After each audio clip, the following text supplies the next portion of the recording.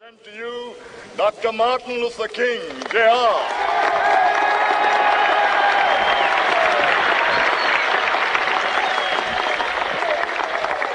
I am happy to join with you today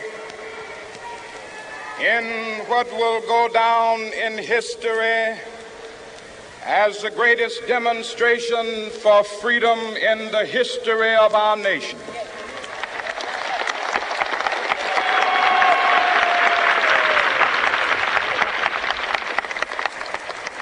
Five score years ago,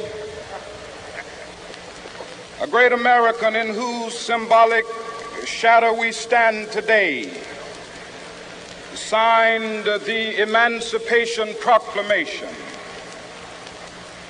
This momentous decree came as a great beacon light of hope to millions of Negro slaves who had been seared in the flames of withering injustice. It came as a joyous daybreak to end the long night of their captivity. But 100 years later, the Negro still is not free. 100 years later, the life of the Negro is still sadly crippled by the manacles of segregation and the chains of discrimination. 100 years later, the Negro lives on a lonely island of poverty. I have a dream that one day this nation will rise up and live out the true meaning of its creed.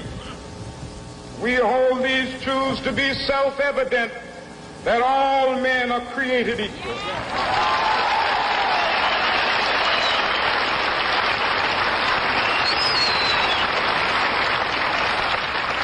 I have a dream that one day on the red hills of Georgia, sons of former slaves and the sons of former slave owners will they be able to sit down together at the table of brotherhood. I have a dream that one day,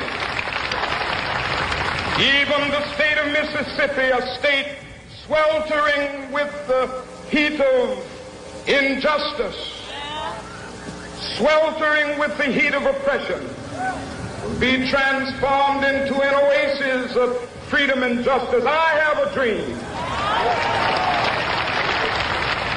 My four little children will one day live in a nation where they will not be judged by the color of their skin, but by the content of their character. I have a dream today.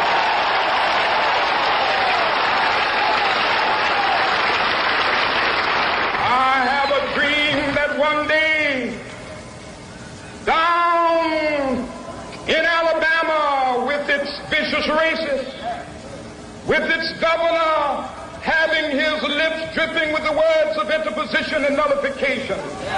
One day right there in Alabama, little black boys and black girls will be able to join hands with little white boys and white girls as sisters and brothers. I have a dream today.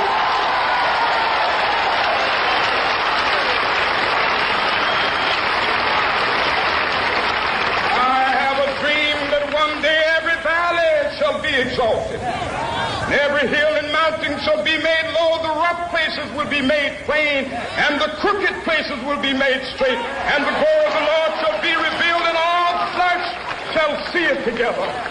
This is our hope. This is the faith that I go back to the South with. With this faith, we will be able to hew out of the mountain of despair a stone of hope. With this faith, we will be able to transform the jangling discords of our nation into a beautiful symphony of brotherhood. With this faith, we will be able to work together, to pray together, to struggle together, to go to jail together, to stand up for freedom together, knowing that we will be free one day.